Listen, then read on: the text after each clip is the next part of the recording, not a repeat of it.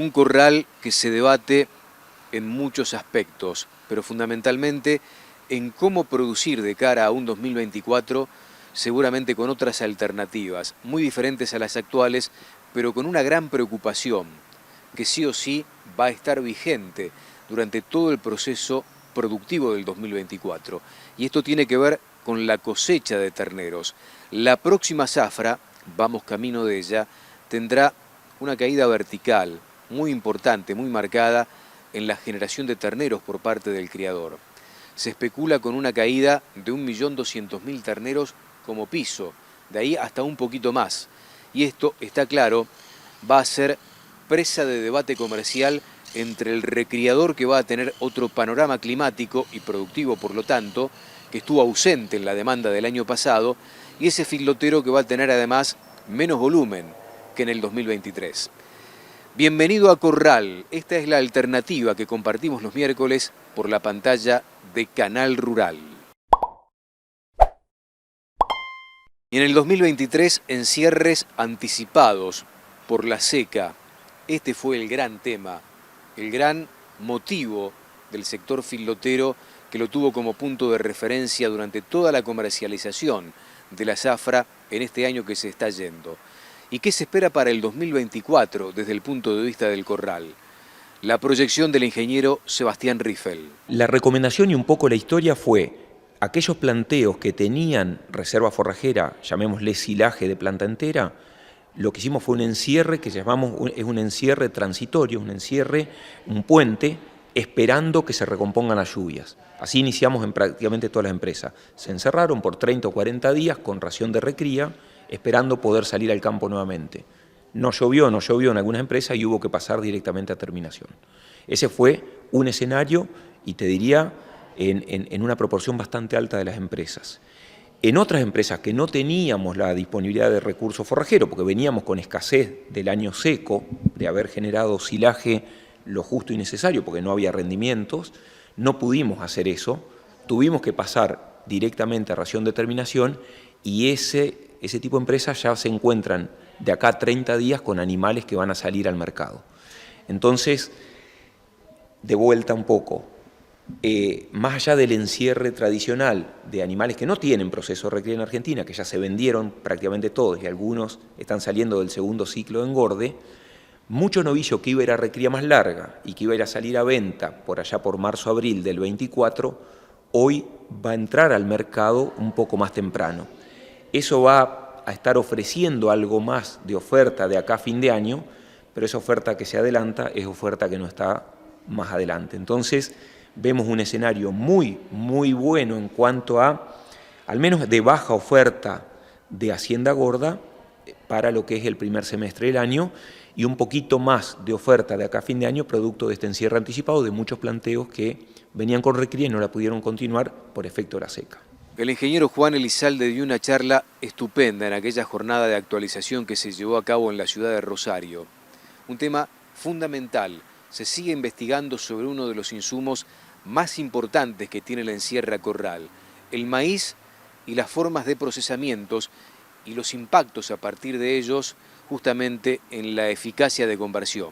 Lo cuenta Juan Elizalde. Probablemente sea el grano más estudiado en los últimos 100 años, porque fue el que dio origen al engorde a corral en Estados Unidos y bueno, pues se trasladó, todavía digamos haya mucho para sacarle el grano. Yo decía, pensar que hoy le estamos sacando más del 90% de su energía, su valor nutritivo, y sin embargo todavía da que hablar, porque probablemente el progresar 1 o 2% en el grano de maíz sea para la industria del corral y para la producción de carne mundial a lo mejor más relevante que progresar en el 1% de la fibra, por más que hay más fibra que almidón, y que obviamente la fibra es muy importante y sería bueno también lograrlo, pero probablemente también el maíz, como está atado a procesos industriales y a selección genética con varias empresas que fabrican híbridos de maíz, entonces hace que siempre haya un renovado interés por lo que son híbridos, tipos de maíz. En este caso nosotros estamos hablando de dentados y flin, de híbridos que vienen ya con genes apilados, que nosotros estamos acostumbrados a ver ahora, genes apilados para resistencia herbicida. Ahora están apareciendo genes apilados con enzimas, por ejemplo alfa-amilasa, porque bueno, al aparecer el uso del maíz en las etanoleras, que se usa como grano de destilería, es importante por ahí contar con maíces que tengan mucha alfamilasa para ahorrar, introducir alfamilasa al proceso de producción del etanol por la disminución de costos. Entonces ya vienen maíces con genes apilados para alfamilasa, que puede tener un uso potencial en la nutrición porque mejoran la digestión a nivel, la fermentación a nivel ruminal. O sea, siempre aparecen cosas interesantes. Quizá lo más relevante de este último año en cuanto a información sea la que ha generado mucho el INTA Villegas en cuanto a los métodos de procesamiento, y por un lado, o sea, a reforzar la idea del grano húmedo, y más en Argentina, donde tenemos maíces semidentados, que no son dentados, sino que son más flint. El método del proceso para el maíz húmedo, que tanta ventaja le saca al resto, de acuerdo a las últimas investigaciones en el INTA Villegas, lo cuenta el ingeniero Juan Elizalde. El método de procesamiento genera un efecto mucho más benéfico que los mismos métodos de procesamiento que uno ve en Estados Unidos. En Estados Unidos usan maíces dentados más fáciles de fermentar por el animal y demás. El método de procesamiento genera una ventaja mucho más limitada que maíces como los colorados duros nuestros, que son más difíciles de digerir, donde los métodos de procesamiento son mucho más beneficiosos. Obtener mejora en un grano húmedo acá de un 20%, como demuestran los ensayos, con respecto a mejora en Estados Unidos, que son del 10 o del 7, implica que tenemos una ventaja bastante grande para aproximarnos a eficiencia de conversión, que si bien no van a ser iguales que las americanas, pero se van a aproximar bastante, aún pensando que no estamos usando modificadores de crecimiento, con lo cual yo creo que todo el tema del maíz va a seguir siendo muy relevante. Y otra cosa que también demuestran los ensayos de Villegas en el último año es que los maíces argentinos, al ser más difícil de digerir, obviamente generan menos valor nutritivo, y la ganancia de peso en los novillos argentinos, digamos, por lógica, es un poco menor que la ganancia de peso en los novillos americanos, utilizando maíces, porque nuestros maíces son más duros, más difíciles de degradar, con más endospermacórneo, más vitrio. Entonces eso también explica por qué tenemos diferencia en las ganancias de peso entre uno y otro país, y también explican que las raciones que podemos armar acá son distintas a las americanas. Nosotros usamos mucho programas de alimentación americanos, pero en realidad con estos datos nos permite trabajar con raciones que la podemos ajustar mejor con datos de Argentina. Entonces, al tener maíz menos digerible, podemos bajar el nivel de proteína de las dietas, porque ya no es tan importante, porque al tener menos octanaje la ración, no necesitamos ni tanta proteína ni tantos minerales, entonces podemos regular dieta y en definitiva terminar bajando los costos de producción del kilo en Argentina, digamos.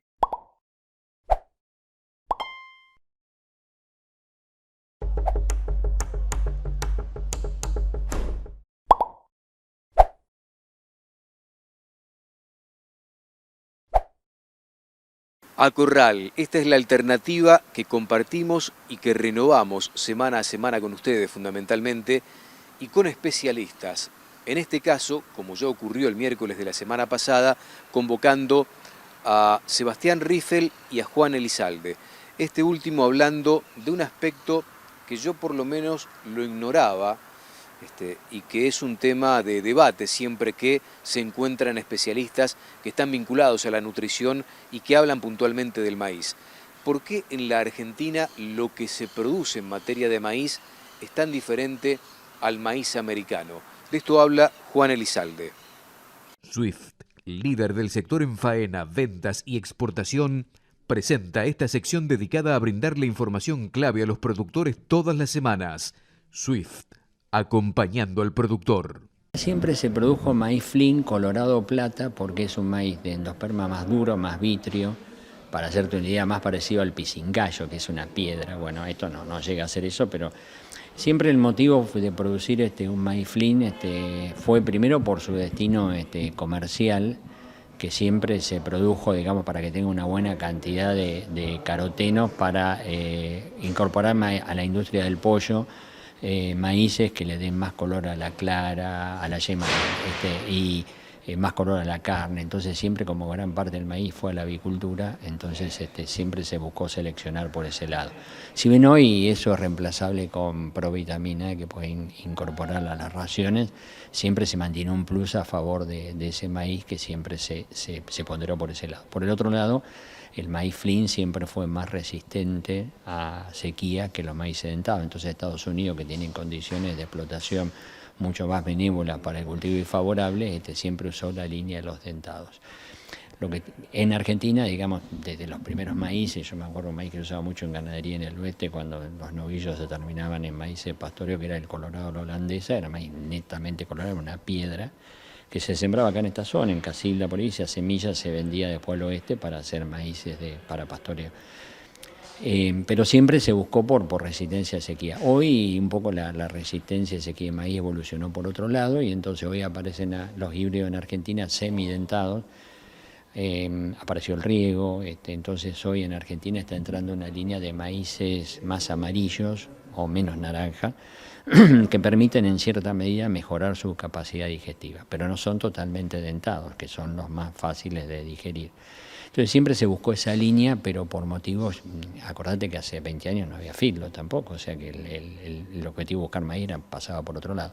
Con la llegada del filo y con el procesamiento del maíz y demás empezamos a ver, no, pero mira un maíz naranja, yo veo que por ahí se comporta distinto un maíz amarillo y no será eso que nuestros novillos frente al mismo tipo de novillo, a la misma ración engordan menos acá que allá, más allá de los implantes y demás, y bueno, entonces fueron haciendo ese tipo ese tipo de preguntas y respondiéndola a través de ensayo en cuanto a método de procesamiento, comparar el maíz americano con el maíz argentino, y nos da ese tipo de resultados que en definitiva cuando nosotros tenemos un maíz menos apto porque se empezó por otra cosa, ahora por otra nueva ventaja que tiene más potencial de mejora. Vos te mandás un grano húmedo acá y mejoró un 20%, y lo único que hiciste es cosecharlo con 30 de humedad, ponerlo en una bolsa, o sea, no invertiste en una planta de flake para producir el vapor, la caldera, hacer el copo acá, lo agarrás, lo cosechás húmedo, lo pones dentro de una bolsa, lo fermentás y tenés un efecto parecido. Entonces, lo que hasta ahora había sido una desventaja no deseada, hoy empieza a aparecer una ventaja porque el potencial de mejora de cualquier método de procesamiento enérgico, como es el maíz grano húmedo,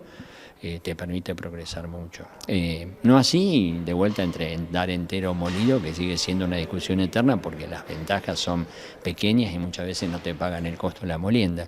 Pero nosotros hoy ya si queremos progresar en un filo, mejorar las conversiones y demás, tenemos que ir a métodos más enérgicos de procesamiento, que es o el copo o el grano. El copo no lo vamos a usar por el costo energético que implica generar vapor, por el costo de la energía y demás. El grano húmedo es un método mucho más sencillo, más casero, más que está a la mano de cualquiera, porque cualquiera que haga una bolsa de maíz lo puede hacer desde una bolsa o el que haga un búnker de 20.000 toneladas. La tecnología es más o menos la misma, o sea que hoy está al alcance de cualquiera. Entonces eso a nosotros nos permite o nos da la posibilidad de poder transmitir tecnología que sean de una aplicación amplia y sencilla. Entonces bueno, eso un poco hoy, lo que siempre fue una ventaja parece una ventaja. Y la gran novedad, cosechar con una humedad del 30 al 35%. Sé que no debe ser nada sencillo, es interesante el desafío, sobre todo para aquellos que pueden hacer silo de maíz con este porcentaje de humedad, teniendo en cuenta lo que explicó en aquella jornada de actualización ganadera Juan Elizalde y su impacto notable en materia de eficacia de conversión. De esto habla Juan Elizalde en la noche de Acorral. Sí, si cosechás con 30 capaz que el impacto sea menor, por ahí cosechar con 35, 40 está en el orden. Los ensayos muestran entre un 15 y un 20%. ¿Sí? Los ensayos brasileños que usan maíz más Flynn que los nuestros, porque Brasil todavía, si vos ves, nuestros maíces hoy son semi-Flynn o semidentados, los brasileños son naranja, ellos obtienen diferencias del 20% y más, porque obviamente son más difíciles de digestión, entonces responden mejor al procesamiento para aumentar esa digestión. Nosotros en general hay ensayos Villegas que hablan de un 13, hay otros que hablan de un 18 y hay otros que hablan de un 20. El último que hizo Lucas González en Villegas demostró un 20.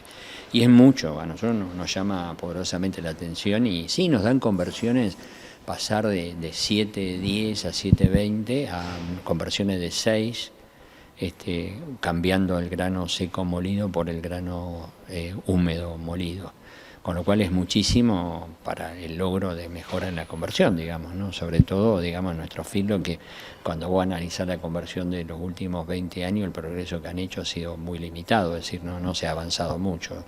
Y entonces estamos igual, yo mostraba datos de algunas encuestas que hechas en Córdoba y demás acerca del estado actual de los corrales, y estamos prácticamente igual que hace 20 años, o sea, en eso no hemos avanzado. Estamos igual que cualquier otra parte de la ganadería, como tampoco avanzó mucho la cría o no avanzó mucho la recría, entonces bueno, lógico que el feedlot tampoco haya avanzado mucho, pero en conversiones estamos igual, entonces necesitamos dar una vuelta de rosca para reavivar el tema conversiones y demás, porque estamos un poco atrasados o quedados con respecto a años atrás, digamos.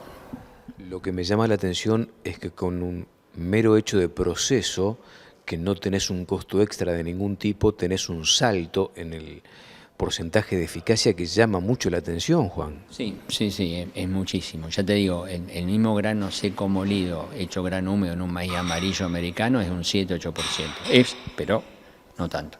Ellos hacen un copo y sacan un 20%. Entonces por eso nosotros, que por un lado no podemos hacer copo y por otro lado tener un maíz de menor digestión, al procesarlo responde mucho más y tenemos mejoras, sí, del 15 al 18%. Ya te digo, si tomás los ensayos brasileños están en un 18 a 20, nosotros el promedio de los ensayos de Villegas están en el orden del 15 al 18, con lo cual sí, no deja de llamar la atención, pero porque yo creo que partimos, ya te digo, de un maíz que es más pobre en digestión, entonces cualquier mejora es muchísima, digamos, ¿no?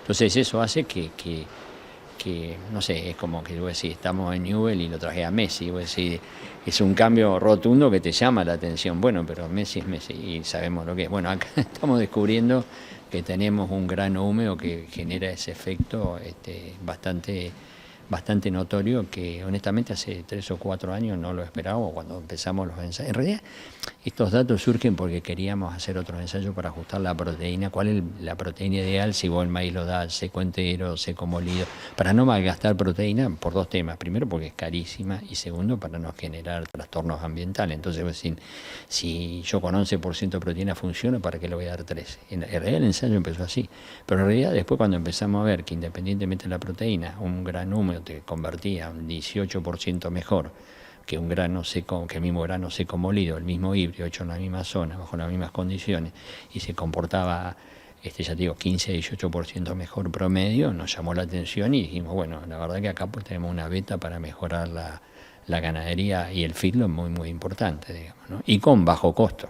Swift, líder del sector en faena, ventas y exportación desde 1907, acompañando al productor.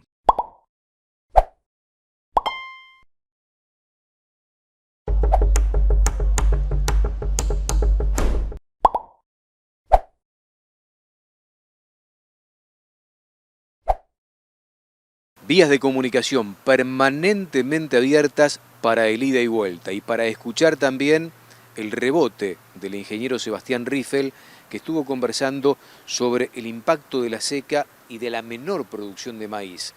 Y con esta seca que se prolongó en la primavera 2023 y que postergó los sembradíos de maíz de ciclo más corto y que por lo tanto vamos a una producción más alejada en el tiempo, a una cosecha que se va a postergar un poquito más. ¿Llegará el empalme? La pregunta para Sebastián Riffel. Produjo menos maíz, el feedlot se encontró con una situación muy favorable a inicio de la zafra. De hecho, si no estaría presente el feedlot en Argentina, no sé qué hubiésemos podido hacer con todos los terneros que expulsaban los campos de cría entre febrero y abril, que todo el mundo quería sacarse el ternero de encima y los campos no lo podían recibir, los campos recreadores e invernadores, porque no había pasto en ese momento, veníamos de una seca fuerte. El feedlot se hizo muy fuerte en ese momento, se llenó, todo un primer ciclo engorde. Lamentablemente eso repercutió en una baja en el peso de faena. Los pesos de faena hasta junio de este año fueron muy bajos, 8 kilos menos de peso de carcasa respecto al año anterior. Eso fue porque entraban livianos y salían como terneros livianos porque no había posibilidad de hacer recría, pero fue una relación de compra-venta favorable porque comprabas más barato el ternero que lo que estaba el gordo y el maíz todavía se conseguía y a precios razonables. Ese ciclo del feedlot, que fue el primer ciclo del año, fue muy bueno, con resultado muy favorable, 40, 45 mil pesos por cabeza de margen bruto. Cuando hubo que recomponer el segundo ciclo de la reposición de ese ciclo, van vendiendo y tienen que ir comprando, ya se encuentran con un ternero que empieza de a poquito a subir precio y un gordo que empieza a estar bastante tranquilo. La compraventa no es mala, hoy es 1.05 o 1.1 a 1 para el feedlot. El problema que empezamos a tener es la disponibilidad de maíz. Entonces hoy, por más que la pizarra de Rosario refleje un precio de maíz de 100.000 pesos, cuesta conseguirlo en esos valores, ¿sí? Hay poco maíz en Argentina, uno mira la pizarra y dice, vale 100.000 pesos, hago la cuenta, me cierra, cuando salgo a comprar el maíz no se consigue. Se consigue a precios superiores, están cobrando entre 10 y hasta 20% por encima de esos valores. Quien compra maíz lo sabe esto, hay puja entre el sector porcino y avícola, con lo cual el feedlot tiene que pujar contra dos actividades que tienen un poquito más de poder de compra de grano y lo necesitan sí o sí, y ahí estamos en esta limitante en este momento. Entonces el feedlot tuvo un muy buen primer semestre, un resultado casi neutro entre junio y octubre, y de acá para adelante la situación empieza a complicarse, porque el precio del ternero empieza a subir, quien tenga que reponer ahora. El gordo proporcionalmente subió menos que el ternero, hoy hay compraventa negativa y sobre todo no hay disponibilidad de maíz. Y la realidad es que estamos a noviembre, principio de noviembre, y nos faltan todavía 4 meses o 5 para llegar al maíz nuevo, que por otro lado se retrasó la siembra, porque recién con esta lluvia se va a generalizar la siembra de maíz. Entonces ya no hay que llegar a febrero o a marzo para grano húmedo, sino que hay que llegar a abril. Situación que pone a la ganadería argentina en un digamos, ambiente un poco tenso de precios, creo, en lo que va a ser ese primer semestre del año. Y un dolor de cabeza son los precios de los subproductos en estos tiempos tan turbulentos de la Argentina. De esto habla el ingeniero Sebastián Riffel. Los últimos 5 o 6 meses valían lo mismo que maíz. Es decir, un kilo de maíz valía lo mismo que un kilo de afrechillo de trigo peleteado. Hoy vale un 30% más caro el pele de afrechillo de trigo que el grano de maíz. Entonces, no solo que subió el grano y que no se consigue, sino que arrastró absolutamente todo. Aparte de eso, hay un problema puntual de Argentina que nadie quiere vender.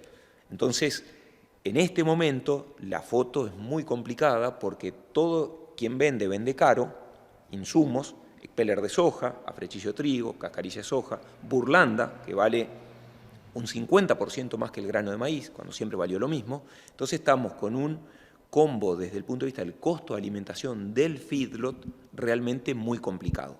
Si los precios del gordo terminan afirmándose mucho, van a poder seguir comprando grano y continuando con procesos de engorde, pero vemos que de acá en adelante va a ser muy dificultoso para los feedlot poder seguir con las tasas de reposición que venían hasta el momento. Cada empresa tiene un costo en particular a la hora de mensurar lo que sale producir un kilo de carne en confinamiento. De esto habla el ingeniero Sebastián Riffel. Cada empresa es un mundo. Cada empresa es muy particular, todas tienen mayor o menor eficiencia, ya sea del personal o eficiencia productiva, pero aún aquellas empresas que tienen buena eficiencia desde el punto de vista de la parte operativa y que pueden llegar a tener buena escala, es decir, que tengan, por ejemplo, una escala que le permita diluir costos de personal, llamémosle mixero, paleros, en el caso del feedlot.